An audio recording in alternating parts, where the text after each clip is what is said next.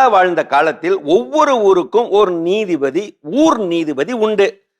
அந்த ஊரில் நெடுநாட்களாக நீதிபதி யாரும் நியமிக்கப்படவில்லை. மன்னரிடம் முறையிட்ட போது அவர் தெளிவாக சொல்லிவிட்டார், தற்பெருமை சற்றும் இல்லாத அடக்கமுள்ள ஒருவரை, பாரம்பரியத்தை பேணி காக்கும் தகுதி பெற்ற ஒருவரை உங்கள் ஊரில் தேடிக்கொண்டிருக்கிறேன். இதுவரை யாரும் என் கண்ணில் படவில்லை.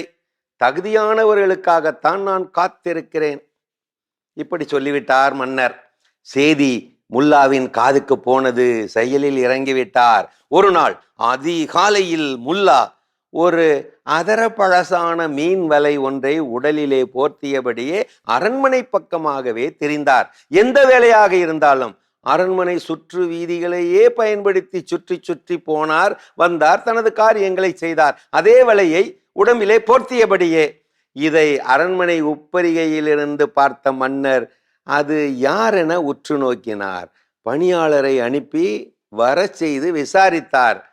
நீங்கள் முல்லா என்று எனக்கு தெரியும், ஆனால் ஏன் இந்த கோலம்? பழைய மீன் வலையை போர்த்தி கொண்டு அலைகிறீரே, ஏன்? பணிவுடன் பதில் சொன்னார் முல்லா. ஆதி நாளிலிருந்தே எனது குடும்பம் மீன்பிடி தொழிலை செய்து வந்து கொண்டிருக்கிறது. நானும் என் சிறு வயது முதலே இதையே செய்து கொண்டிருக்கிறேன். இதோ இப்போது எனக்கு வயதாகிவிட்டது, உழைக்க முடியவில்லை, ஓய்வில் தான் இருக்கிறேன். நான் பழையதாகிவிட்டது போல இதோ இந்த மீன் வலையும் பழையதாகிவிட்டது, பழுதாகிவிட்டது. இருந்தாலும் தூக்கி எறிந்து விட முடியுமா? நன்றி பாராட்ட வேண்டாமா? அதுதான் இந்த வயதான வலையை வயதான நான் போர்த்தி கொண்டு அலைகிறேன். எனது பாரம்பரியத்தை நினைவூட்டிக் கொள்ளவே இந்த நன்றி செயல்பாடு. இப்படி முல்லா சொன்னதும் கேட்டு வியந்து போனார் மன்னர். என்ன, இந்த காலத்தில் இவ்வளவு அடக்கமான பாரம்பரியமான நன்றியுள்ள ஒருவரா?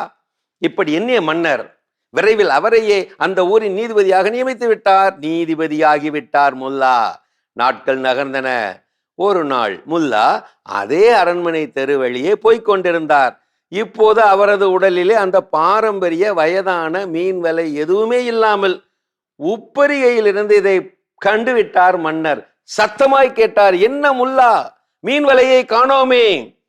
பதிலுக்கு அவரும் சத்தமாய், அந்த முல்லாவும் சத்தமாய் சொன்னாராம், மீன் பிடித்த பிறகு வலை எதற்கு மன்னா? தேவைக்கு மட்டும் பயன்படுத்தினால் அதற்கு பெயர் பாரம்பரிய நலன் அல்ல, பக்கா சுயநலம். சரியான தருணம் எப்போதுமே வராது. வருகிற வாய்ப்பை தருணமாக்கி கொள்பவரே சாமர்த்திய தருணக்காரர். சில பேருக்கு ஒரு சில மீன் வலைகளை போலதான் பயன்பாடும். பயன்படுத்திவிட்டு தூக்கி எறிந்து விடாதீர்கள். அந்த உடம்புக்குள்ளும் ஓர் உயிர் ஊசலாடி கொண்டிருக்கிறது, மறவாதீர்கள். நெருப்பு கூட குளிர்ச்சி ஆகலாம், வேப்பெண்ணெய் கூட தேனாகலாம். ஆனால் பதவி ஏற்றவரோ யோக்கியராக ஆகவே முடிகிறதில்லையே. அது ஏனோ? சுயநல உலகமடா இது. தன்னுடைய தேவைக்காகவும் அந்தந்த சூழலுக்காகவும் எதையும் மாற்ற காத்திருக்கும் உலகமடா இது. சூழ்நிலை மாறும்போது சிலரது வார்த்தைகளை மாற்றும் உலகமடா இது. ஏன் பலரது முகங்களை கூட மாற்றும் உலகமடா இது. ஒருவரால் தூக்கி எறியப்படும் போதுதான் தெரிகிறது நம்மால் உயர உயர பறக்க முடியும் என்று. உண்மைதானே? தலையில் தூக்கி வைத்துக் கொண்டு கொண்டாடப்படுவதெல்லாம் ஒரு நாள் தூக்கி எறியப்படவும் தான், மறவாதே. இப்படித்தான் இந்த யூஸ் அண்ட் த்ரோ கலாச்சாரம் பொருள்களில் தொடங்கி மனிதரில் முடிவடைகிறது.